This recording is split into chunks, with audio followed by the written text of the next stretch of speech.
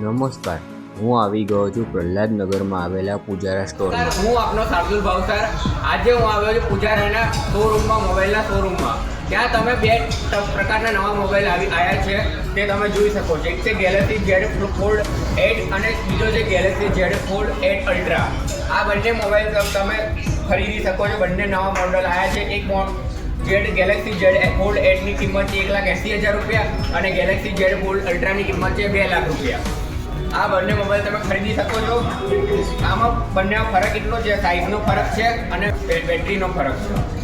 Galaxy Z Fold 8માં તમને મળશે 4800 mAh battery અને ગેલેક્સી Fold 8 Ultraમાં Z Fold 8 Ultraમાં મળશે તમને 5000 mAh બેટરી.